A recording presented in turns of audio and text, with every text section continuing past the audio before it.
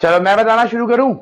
ठीक है, आप लोग बाद में आप पूछना। अब मेरी बारी स्टार्ट है। आप समझ लो बच्चों कि हमारे 2022 की प्लानिंग कैसे चलेगी मैथमेटिक्स के लिए।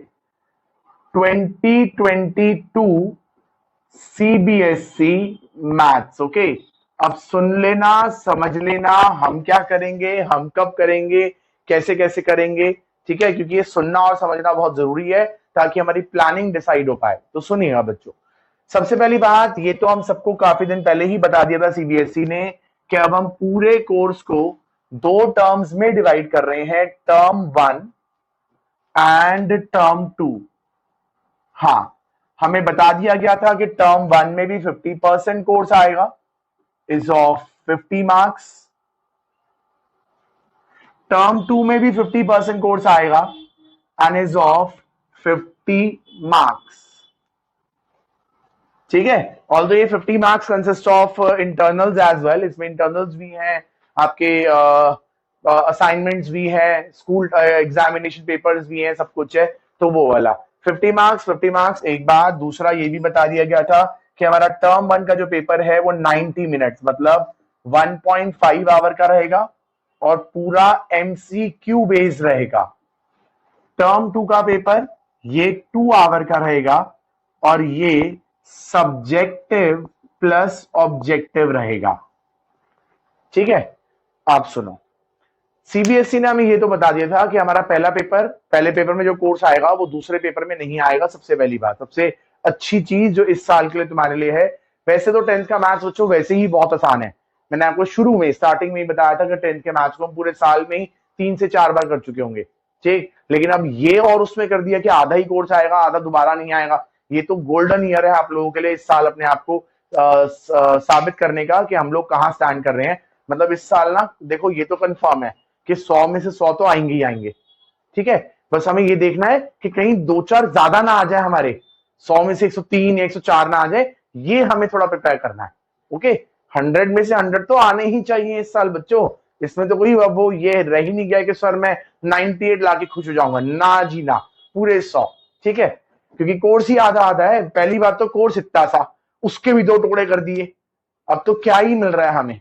चलो खैर सुनो, टर्म 1 एमसीक्यू बेस्ड है, उसमें कैसे क्या होगा वो बात की बात है। पहले टर्म 1 में हमारे चैप्टर्स क्या क्या डिसाइड हुए हैं, चलो सबसे पहले ये बता देता हूं और ये भी बता देता हूं कि उस चैप्टर से क्या क्या कट गया है एज पर एनसीईआरटी।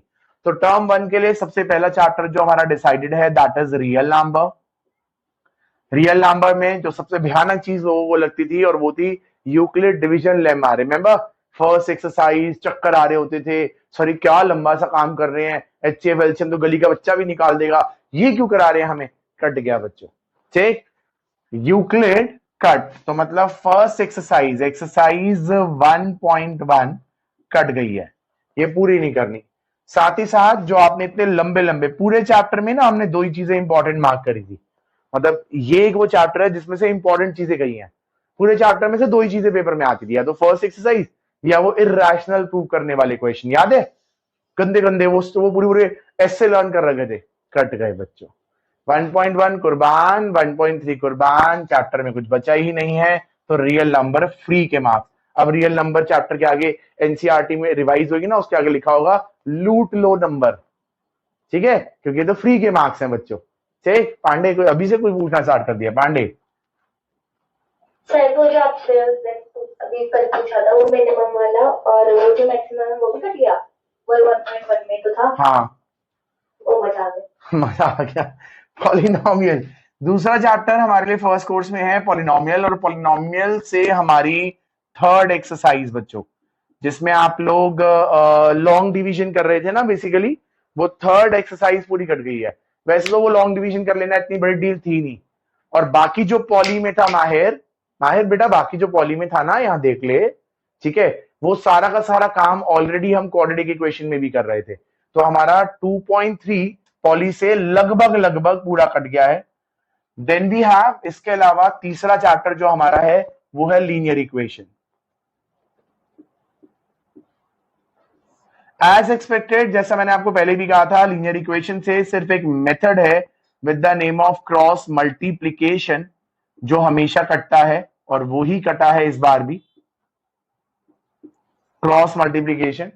अच्छी बात यह है बच्चों कि क्रॉस मल्टीप्लीकेशन कर लेना वैसे भी हम लोग रिकमेंड क्या कर रहे होते हैं, जब आपको क्वेश्चन में चॉइस मिलती है तो आप क्या लगा रहे होते हो, या तो सब्स्टिट्यूशन या फिर इक्वेटिंग कोएफिशिएंट, है ना।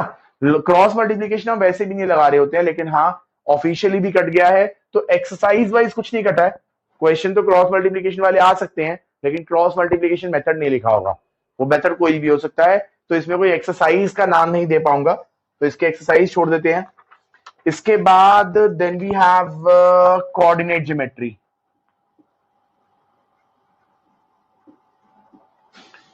लास्ट ईयर भी सेम ही कटा था इस चैप्टर से। एक्सरसाइज बता देता हूं क्योंकि चैप्टर आपने करा नहीं है तो अभी आपको पता नहीं चलेगा। इस चैप्टर से एक्सरसाइज 7.3 एक एरिया वाली एक्सरसाइज होती है, वो एरिया वाली एक्सरसाइज पूरी कट गई है। ऑल्दो इस एक्सरसाइज का भी हल्का हल्का ओवरव्यू मैं दूंगा आपको, क्योंकि ये 11th में एज इट इज काम आनी है, तो आपको पता होना चाहिए, ठीक है। ऑल्दो ऑफिशियली हमारे कोर्स से कट गया, लेकिन हम फिर भी इसको कर रहे होंगे, ठीक। तो इसीलिए ये सेक्शन हम कह सकते हैं कि कटा है, पर हमारे लिए आज सच नहीं कटा है। Then we have triangles. Triangles में जैसा कि आपको मैंने पहले भी कहा था कि एक्सरसाइज कोई नहीं कटती है, थ्योरम्स जो आपको बोली थी वही कटनी थी। हमारे पास 5 थ्योरम्स होती थी, बीपीटी 5 थ्योरम्स थी हमारे पास इस चैप्टर में। BPT, converse of BPT, area theorem, Pytha theorem और converse of Pytha theorem. Converse of Pytha theorem, converse of Pytha cut, area theorem का proof cut, converse of BPT cut. मतलब जो दो theorem हमने करी हैं सिर्फ वो दो थ्योरम के प्रूफ्स आ सकते हैं। कैसे आ सकते हैं इसकी बात मैं लास्ट में बताऊंगा, अभी पहले सुनते चले जाओ कि हमारे पास क्या है क्या नहीं है। लास्ट में बताऊंगा कि पेपर कैसा आएगा और हम लोग कैसे प्रिपेयर कर रहे होंगे। तो चैप्टर हमें पूरा करना है थ्योरम वाइज। हमारे पास 3 थ्योरम के प्रूफ्स कट चुके हैं, लेकिन उनका जो मोटिवेशन है, उनके जो एक्सरसाइजेस हैं, वो पूरी की पूरी हमें करनी ही है, तो उसमें कोई चेंज नहीं आया है। Then after triangles we have in first term trigo. Then we have trigo. Trigo first term में है। अगेन ट्रिगो में से एक टॉपिक छोटा सा कटा है और वो है हमारा थर्ड एक्सरसाइज। ट्रिगो में से एक एक्सरसाइज कटा है, that is third exercise. Again trigonometry का अच्छा पार्ट और बुरा पार्ट दोनों बताए तो बच्चों। अच्छा पार्ट ये है कि अगर आप में से किसी ने भी नेक्स्ट ईयर 11th में कोर मैथमेटिक्स लिया, जो वैसे मैंने कहा था ना कि मैं आपको 2 महीने बाद काउंसिल भी करूंगा कि आपको कौन सा मैथ्स लेना चाहिए, कौन सी स्ट्रीम लेनी चाहिए, स्ट्रीम में भी कौन से टाइप का मैथ्स लेना चाहिए, क्योंकि मैथ्स हमारे पास अब 2 ऑप्शन मिलने वाले हैं आपको। जैसे 10th में बेसिक स्टैंडर्ड था, ऐसे 11th 12th में एक अप्लाइड और एक कोर मैथ्स आता है, ठीक है। तो अगर कोई कोर मैथ्स लेगा तो उसके लिए ट्रिगो रिलेवेंट है, तो उसको तो वैसे भी एक्सरसाइज कर लेनी चाहिए, ठीक है। और अगर कोई बेसिक अप्लाइड मैथ्स लेगा तो उसके लिए ट्रिगो का यूज ही नहीं है, तो एक एक्सरसाइज कटे या पूरा चैप्टर कटे कोई सेंस नहीं है उसके लिए सब कुछ बराबर है, ठीक। लेकिन हाँ एक छोटी सी एक्सरसाइज हमारी कट गई है। ट्रिगो अच्छी बात है, कुछ कम हुआ है, शांति मेरे बेटे, अच्छी बात है, कुछ कम हुआ है। ऑलरेडी चैप्टर बहुत बड़ा था, एक छोटा सा टॉपिक कट गया है, ठीक, ट्रिगो में से। Then we have area related to circle. Area के ना 2 चैप्टर्स थे इस साल, एरिया ऑफ सर्कल। जो एक आपने किया that is surface area volume, ठीक है, और एक और होता है जो सर्कल के अलग अलग सेक्शंस के एरियाज पर बेस्ड है, एरिया रिलेटेड टू सर्कल। हाँ ये एक टॉपिक ऐसा है जो इस साल हमारे पेपर में है, और इसमें से जो कटा है it's a matter of 1 or 2 question only. तो मैं ऐसे कह सकता हूं कि कुछ नहीं कटा है, एज पर एनसीईआरटी सिर्फ एक क्वेश्चन एक एग्जाम्पल, मतलब 2 क्वेश्चन कटे हैं, बाकी पूरा का पूरा चैप्टर एज इट इज है, तो इंटैक्ट ही है, फुली चैप्टर है, कुछ नहीं कटा है। And at last in unit 1 we have probability. Again full chapter, कुछ नहीं कटा है। ये है हमारे यूनिट 1 टर्म 1 का कोर्स बच्चों, ठीक। एक बात, दूसरी बात, अब ना सबसे पहले ये समझ लो कि हम क्या चीज कैसे कर रहे होंगे और कैसे नहीं कर रहे होंगे। पहली बात ये कंफर्म्ड है कि टर्म 1 हमारा एमसीक्यू बेस्ड है। एमसीक्यू बेस्ड में आपको पता है कि होता क्या है, होता ये है कि क्वेश्चन तो वही आता है जो आपने कर रखा है। जैसे आपने हमारे टेस्ट दिए होंगे, स्कूल के टेस्ट दिए होंगे, तो आपने रियलाइज करा होगा क्वेश्चन तो वही आते हैं जो आपने आपने कर रखे होते हैं। बस चेंज इतना आता है कि उसका आंसर निकालकर आपने सीधा मार्क करना होता है कि आंसर क्या आएगा। प्रेजेंटेशन मैटर नहीं करती है, आप रफ में कैसे भी आंसर निकाल सकते हो। या आपने किसी भी तरीके से रट रखा है मान लो क्वेश्चन का आंसर और आपको डायरेक्ट पता है तो भी कोई फर्क नहीं पड़ता, आपने मार्क किया, मार्क्स मिल जाएंगे। या आपको वो भी पता है ना एमसीक्यू पेपर में आजू और बाजू, मतलब किसी ने बता दिया तो आपने मार्क कर दिया तो आपको मार्क्स मिल जाएंगे। तो मतलब हमें मतलब नहीं है कि आप आंसर कहां से लाए हो, ठीक है। जैसे कुछ लोगों के पास एक बाबा भी है, गूगल बाबा बोलते हैं उन्हें वो, ठीक है। तो वो उनसे भी पूछ लेते कभी कि बाबा बाबा बताओ हमें इस आंसर क्वेश्चन का आंसर। तो कहीं से भी आपने आंसर ढूंढा, हमें आंसर से मतलब है वो आंसर आपने मार्क किया, इररिस्पेक्टिव आंसर आपने कैसे निकाला था मार्क्स मिल जाएंगे। ये एक अच्छी बात है। लेकिन जनरली अगर मैं बात करूं तो आप क्वेश्चन सॉल्व करते हो, प्रॉपर सॉल्व करके फिर आंसर देते हो। हाँ सर थ्योरम्स कैसे आप आएंगे फिर उसमें? थ्योरम तो प्रूविंग की होती है, प्रूविंग वाला यूजुअली कोई सेक्शन नहीं आ पाता बच्चों, प्रोवाइडेड प्रूविंग थ्योरम्स होती है ना वो केस स्टडीज की फॉर्म में आ जाती हैं। लाइक वो मैं आपको क्वेश्चंस की प्रैक्टिस करवाऊंगा कि कैसे कैसे करेंगे, तब आपको रियलाइज होगा कि किस तरीके से क्वेश्चन आता है। पूरी थ्योरम आपके पास एक केस की तरह बना के दे दी जाती है। थ्योरम का जो स्टेप्स होते हैं बता दिया जाता है, एक ट्राइंगल बना दिया जाता है, उसकी डायमेंशन दे दी जाती है, उनके नाम दे दिए जाते हैं, फिर एक एक करके स्टेप बता देंगे इसका अगला स्टेप क्या होगा, इसका अगला स्टेप क्या होगा। अगर ये चीज मैं आपको बता रहा हूं तो इसका अगला स्टेप क्या होगा। मतलब जैसे आप थ्योरम में करते हो ना कि फिर दिस इक्वल टू दिस होगा, मार्क किया फर्स्ट, तो फर्स्ट इक्वेशन क्या होगी एज पर माय मार्किंग। तो अब वो वाला काम नहीं कर सकते कि हम में से कुछ बच्चे तो क्या करते हैं थ्योरम रटते हैं। और रट्टा का मतलब पता है क्या होता है? जो मार्किंग मैंने लिखवाई होती है सेम रट रखी होती है उन बच्चों ने। अगर मैं एबीसीडी की जगह एबीडीसी कर दूं ना तो चक्कर खा के गिर जाते हैं वो। उन्होंने समझ नहीं रखी होती, रट रखी होती है, वो काम नहीं चल पाएगा थ्योरम में। थ्योरम समझनी ही है, आपको पता होनी चाहिए कि थ्योरम में कैसे क्या करा जाता है। एक बात। दूसरी बात सबसे इंपॉर्टेंट ये समझ लेना बच्चों, ऑल्दो नवंबर दिसंबर में आपकी टर्म 1 के पेपर होने हैं। टर्म 1 में जो कोर्स आएगा वो टर्म 2 में नहीं आएगा, और टर्म 2 में जो आएगा वो टर्म 1 में नहीं आएगा। लेकिन टर्म 2 के लिए ना हमारे पास सिर्फ 2 महीने हैं, जनवरी एंड फरवरी। तो ये पॉसिबल नहीं है कि हम उस समय पे टर्म 2 के चैप्टर्स को कर रहे हो। चांस की बात है कि अपने अभी भी टर्म 2 के काफी सारे चैप्टर कर लिए हैं, लेकिन आगे भी हम करते चले जाएंगे। अब हमारा मेथडोलॉजी क्या रहेगा पढ़ने का वो समझना। पहली बात, कल का टेस्ट तो सब्जेक्टिव ही है, कल का टेस्ट जैसे होता है वैसे ही है, वो बताता हूं भी कौन सा है। लेकिन इसके अलावा धीरे धीरे हम आपके ना ऑब्जेक्टिव पेपर देने शुरू कर देंगे। यूजुअली मैं अपने टेस्ट को ऑब्जेक्टिव की जगह सब्जेक्टिव रखना क्यों प्रेफर करता हूं, क्योंकि आपने नोटिस किया होगा जब आप सब्जेक्टिव पेपर देते हो ना तो आपकी कलम मुझे बहुत कुछ बताती है बच्चों। आपने पेपर कैसे किया, कहां से किया, किसका देखा नहीं देखा, चीटिंग करी आपने आप किया, ये सब्जेक्टिव पेपर में मुझे पता लगता है। ऑब्जेक्टिव में कभी पता ही नहीं लगेगा क्योंकि आपने आंसर मार्क किया, अब पता नहीं निकाला था या नहीं निकाला था। तो मैं प्रेफर करता हूं कि हम सीख रहे हो, इररिस्पेक्टिव कि एमसीक्यू पेपर है सर, उस समय तो पता नहीं क्या हो जाएगा। सर आपको तो पता ही है गूगल बाबा भी अवेलेबल होता है, बहुत सारे स्कूल के टीचर भी अवेलेबल होते हैं, यार दोस्तों का ग्रुप भी अवेलेबल होता है, तो सर ये तो वैसे भी निपट जाएगा। नहीं बच्चों, हम उम्मीद कर रहे हैं कि हम फेयर तरीके से पेपर दे रहे होंगे। हम उम्मीद कर रहे हैं कि हमारे टीचर हमारे सर पे खड़े होंगे, ठीक है, हमारे ही सर पे खड़े होंगे कि तेरा पेपर चेक कर रहा हूं मैं, कोई चीटिंग नहीं होनी चाहिए।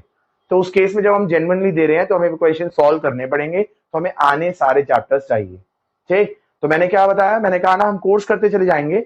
अक्टूबर तक हम अपने मैक्सिमम मतलब ऑलमोस्ट सारे चैप्टर कर चुके होंगे।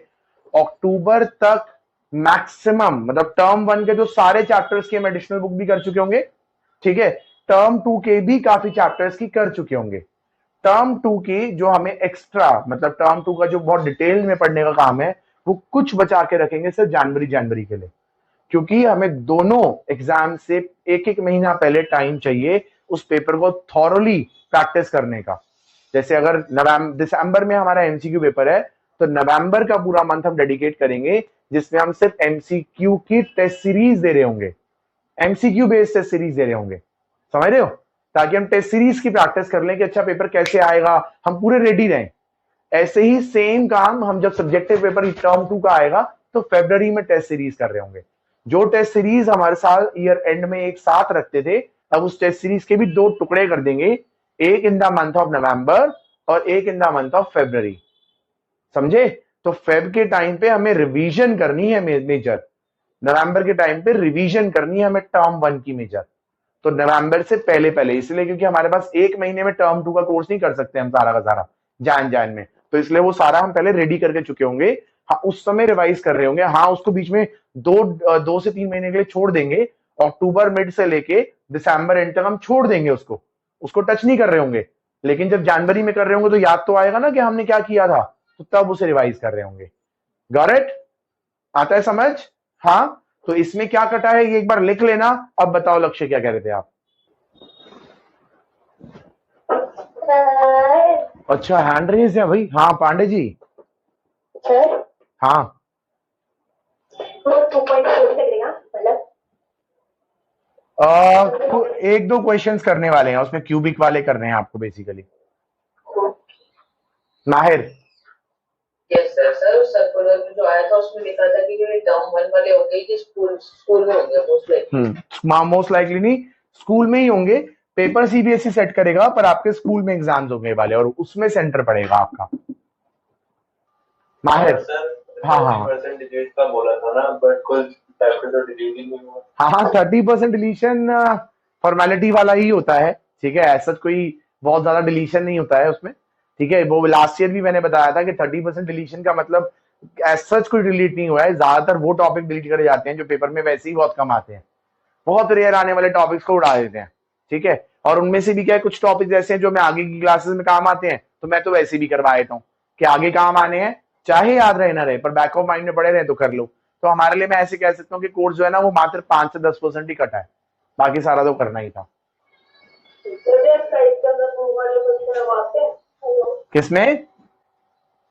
एक्सरसाइज में जो है सर नंबर से वाले कौन सी चैप्टर में? ट्रायंगल ट्राइंगल में तो जो क्वेश्चन करें सारे ही आते हैं बेटा, क्वेश्चन कोई नहीं कटा यहाँ पे।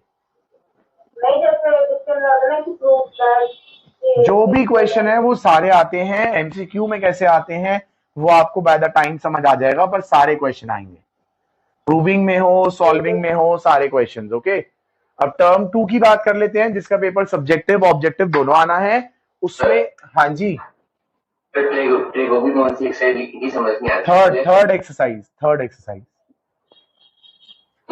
ट्रिगो की थर्ड एक्सरसाइज, ठीक है।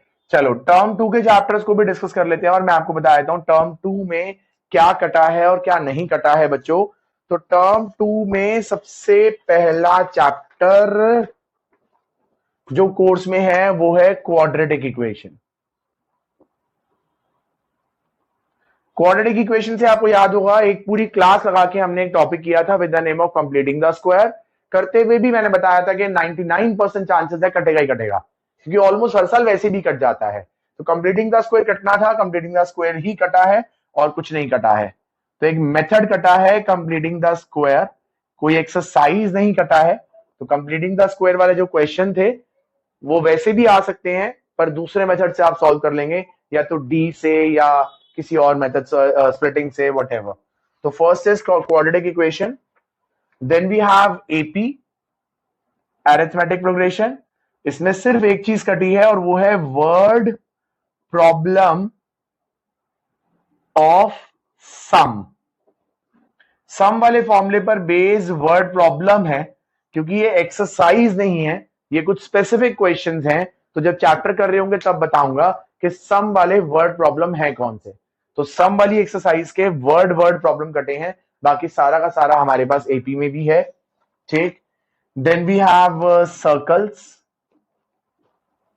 वैसी एक एक्सरसाइज है बेचारी में, इस एक एक्सरसाइज में कुछ काट देंगे तो बचेगा ही क्या। तो ये फुल चैप्टर करना है, इसमें कुछ डिलीशन नहीं है, इसमें कुछ नहीं कटा है, ठीक। देन वी हैव, हाँ ये बहुत मेजर डिलीशन है यहाँ पे, कंस्ट्रक्शन। एक कैटेगरी कंस्ट्रक्शन में ना 3 टाइप की कंस्ट्रक्शन आती थी। एक ड्रॉ अ लाइन, ठीक है, और I can say divide a line.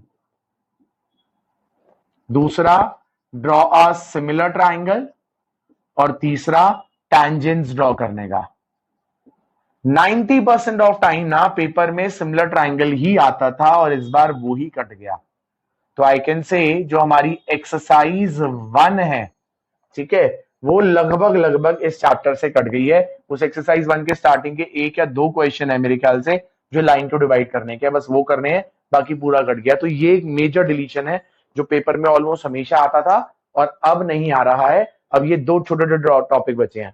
ये बहुत आसान है, ये तो खैर सबसे आसान है, यही बच्चों को प्रॉब्लम करता था और ये पूरा उड़ा दिया उन्होंने कंस्ट्रक्शन में से। Then we have heights and distance. Again it's a small chapter, सिर्फ एक ही एक्सरसाइज थी इसमें, तो इसमें कुछ कट ही नहीं सकता था, ये फुल चैप्टर करना है। एप्लीकेशन ऑफ ट्रिगो बोलते हैं। हाँ, फर्क इतना हो गया कि ट्रिगो आप टर्म 1 में पढ़ेंगे, एप्लीकेशन ऑफ ट्रिगो आप सेकंड टर्म में पढ़ेंगे, तो और ज्यादा अच्छे से समझ आएगा। जब एक साथ दोनों चैप्टर आ रहे होते हैं ना तो बच्चों को कंफ्यूजन रहती है, क्योंकि नया नया ट्रिगो सीखा और नया नया एप्लीकेशन भी आ गया।